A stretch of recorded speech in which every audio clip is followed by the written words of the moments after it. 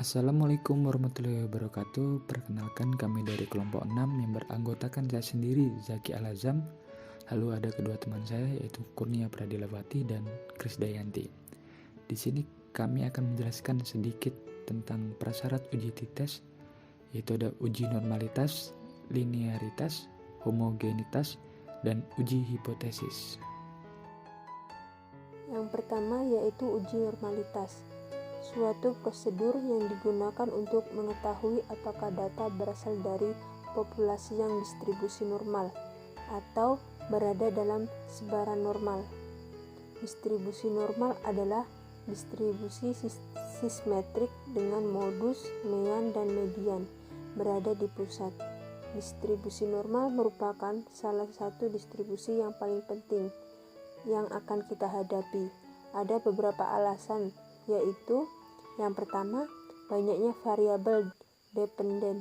Umumnya diasumsikan distribusi secara moral dalam populasi.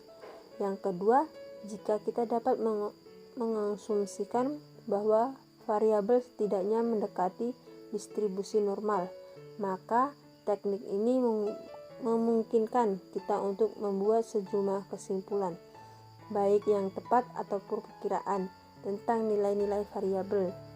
Yang ketiga yaitu menguji normalitas data, kerap kali disertakan dalam suatu analisis statistika inferensial untuk satu atau lebih kelompok sampel. Yang selanjutnya nomor 2 yaitu uji homogenitas, suatu prosedur uji statistika yang dimaksudkan untuk memelihara bahwa dua atau lebih kelompok data sampel berasal dari populasi yang memiliki variasi yang sama.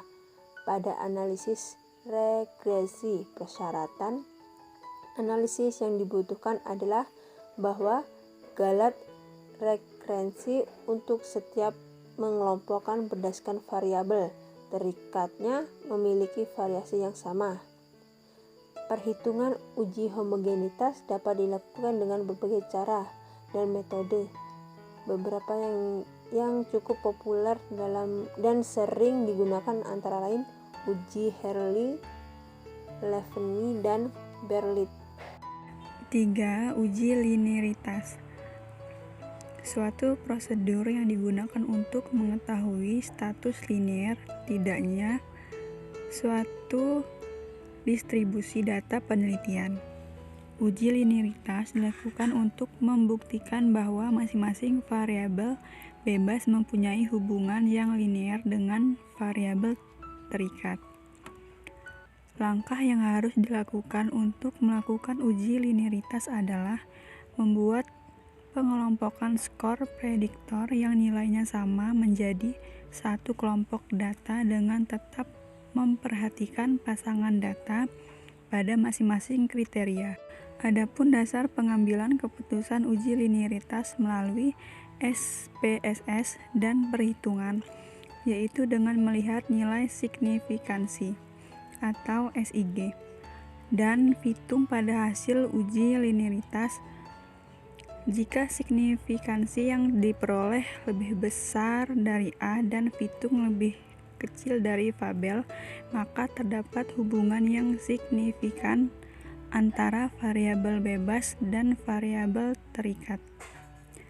Jika signifikansi yang diperoleh lebih kecil dari A dan fitung lebih besar dari fabel, maka tidak terdapat hubungan yang signifikan antara variabel bebas dan variabel terikat. Keterangan A merupakan taraf signifikansi, misalnya A sama dengan 0,05. Lalu yang keempat ada uji hipotesis. Hipotesis pada dasarnya merupakan proposi atau anggapan yang mungkin benar dan sering digunakan sebagai dasar pembuatan suatu keputusan atau pemecahan persoalan ataupun dasar penelitian lebih lanjut. Uji hipotesis kadang disebut juga konfirmasi analisa data. Keputusan dari uji hipotesis hampir selalu dibuat berdasarkan pengujian hipotesis nol. Diambil dari buku karangan Lehman dan Romano. Ada beberapa poin. Yang pertama ada hipotesis statistik adalah sebuah pernyataan tentang parameter yang menjelaskan sebuah populasi, bukan sampel. Lalu yang kedua ada statistik adalah angka yang dihitung dari sekumpulan sampel.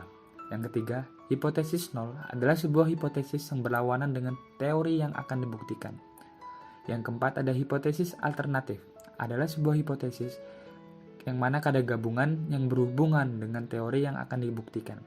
Yang kelima ada tes statistik, adalah sebuah prosedur di mana masuknya adalah sampel dan hasilnya adalah hipotesis. Untuk mengetahui kedudukan hipotesis, antara lain, yang pertama, perlu diuji apakah ada data yang menunjukkan hubungan variabel penyebab dan variabel akibat. Yang kedua, adakah data yang menunjukkan bahwa akibat yang ada memang ditimbulkan oleh penyebab itu. Yang ketiga, adanya data yang menunjukkan bahwa tidak ada penyebab lain yang bisa menimbulkan akibat tersebut. Yang keempat, apabila ketiga hal tersebut dapat dibuktikan, maka hipotesis yang dirumuskan mempunyai kedudukan yang kuat dalam penelitian. Lalu, ada beberapa kegunaan yang terdapat dari hipotesis. Antara lain, yang pertama ada hipotesis memberikan penjelasan sementara tentang gejala-gejala. Yang kedua, hipotesis sebagai pengetahuan dalam suatu bidang. Yang ketiga, hipotesis memberikan suatu pernyataan hubungan yang langsung dapat diuji dalam penelitian. Yang keempat, hipotesis memberikan arah kepada penelitian. Yang kelima, hipotesis memberikan kerangka untuk melaporkan kesimpulan penyelidikan.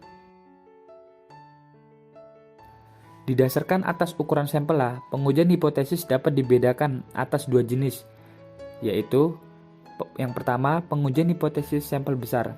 Pengujian hipotesis sampel besar adalah pengujian hipotesis yang menggunakan sampel lebih besar dari 30. Lalu, pengujian hipotesis sampel kecil. Pengujian hipotesis sampel kecil adalah pengujian hipotesis yang menggunakan sampel lebih kecil atau sama dengan 30, kurang dari 30. Baik, mungkin hanya itu saja yang bisa kelompok kami sampaikan. Jika ada salah-salah kata, kami mohon maaf. Sekian dan terima kasih. Wassalamualaikum warahmatullahi wabarakatuh.